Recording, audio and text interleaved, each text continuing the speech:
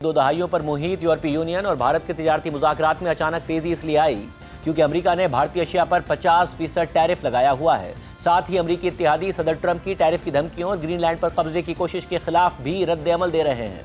Canada के वजीर आज़म mark Carney की गुज़िश्ता हफ्ते डेवोस में एक तकरीर को सराहा जा रहा है जिसमें उन्होंने मिडिल पावर्स पर जोर दिया कि वो विक्टिम बनने से बचने के लिए इकट्ठे हो जाएं। कैनेडियन वजीर आज़म ने गुज़िश्ता दिनों चीन का दौरा किया और चीन के साथ तिजारती मुआहदे के बाद वो अब यूरेनियम, तवानाई और मादनियात से मुताल्लिक मुआहदों पर दस्तखत के लिए भारत का दौरा करने का इरादा रखते हैं। जबकि भारत के साथ तिजारती मुआहदा करने से पहले यूरोपीय यूनियन ने जनूबी अमेरिका के ममालिक के इत्तिहाद मरकोसुर के साथ भी एक मुआहदा कर लिया है। जबकि गुज़िश्ता साल इंडोनेशिया, मैक्सिको, स्विट्ज़रलैंड के साथ भी मुआहदे किए गए थे। जबकि इसी दौरान भारत ने बरतानिया, न्यूजीलैंड और ओमान के साथ मुआहदे मुकम्मल कर लिए हैं। रिपोर्ट के मुताबिक मार्च 2025 को ख़त्म होने वाले माली साल में भारत और यूरोपीय यूनियन के दरमियान तिजारत 136.5 अरब डॉलर्स रही। जबकि इसी अरसे में भारत और अमेरिका के दरमियान दो तरफा तिजारत 132 अरब डॉलर्स रही और भारत और चीन के दरमियान तिजारत 128 अरब डॉलर्स थी।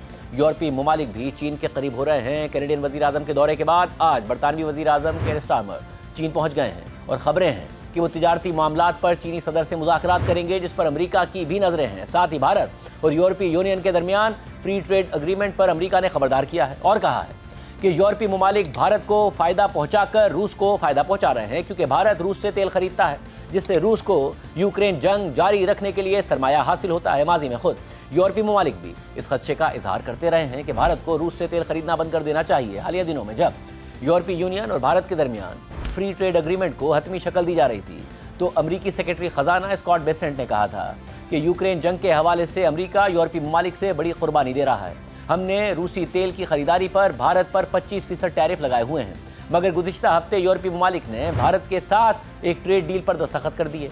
मैं दोबारा ये वाज़ेह कर दूं कि रूसी तेल भारत जाता है और भारत इस तेल से रिफाइंड प्रोडक्ट्स बनाता है और यूरोपीय ममालिक ये रिफाइंड प्रोडक्ट्स खरीदते हैं, लिहाजा यूरोप अपने ही खिलाफ जंग को फाइनेंस कर रहा है।